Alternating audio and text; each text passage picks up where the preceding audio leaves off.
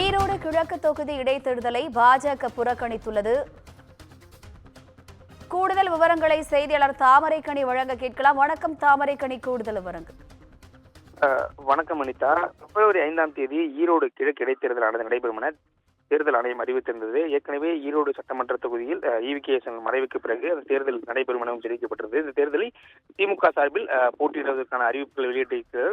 அதுபோல நாம் தமிழர் கட்சியும் இதிலிருந்து தேர்தலில் போட்டியிடுவதாக தெரிவித்திருக்கிறது. மேலும் முக்கிய கட்சி எதிர்க்கட்சியாக இருக்கக்கூடிய அதிமுக இந்த தேர்தலை புறக்கணிப்பதாக நேற்றுதான் தெரிவித்திருந்தது. தற்போது தேசிய ஜனநாயக கூட்டணியும் ஈரோடு கிழக்கு இடைத்தேர்தலை புறக்கணிப்பதாக தற்போது தெரிவித்திருக்கிறது.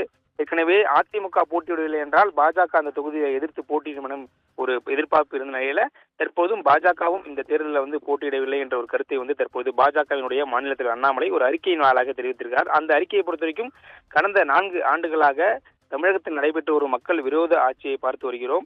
எல்லா துறைகளிலும் ஊழல், சட்டம் ஒழுங்கு சீர்குலைவு, வேலை வாய்ப்பின்மை, பெண்கள், குழந்தைகள், முதியவர்கள், அரசு அதிகாரிகள், காவல்துறையினர் என யாருமே பாதுகாப்பின்மை என தமிழகம் ஒரு இருண்ட காலத்திற்கு தள்ளப்பட்டிருக்கிறது எனவும், அதுபோல ஏற்கனவே ஈரோடு கிழக்கு தொகுதியை பொறுத்த வரைக்கும் நடைபெற்றிருந்த இடைத்தேர்தலில் கடந்த 2023ஆம் ஆண்டு நடைபெற்ற இடைத்தேர்தலின் போது பொதுமக்கள் பட்டியல் அடைத்து வைத்து கொடுமைப்படுத்தியதை பார்த்தோம்.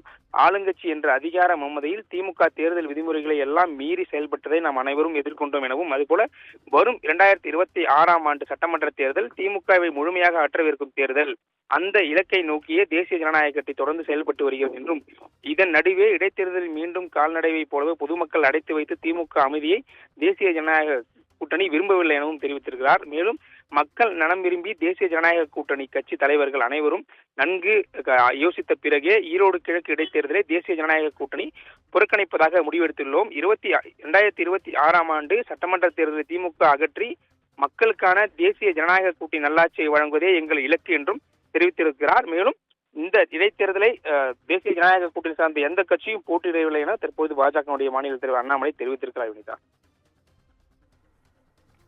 விவரங்களுக்கு நன்றி தாமரைக்கனி.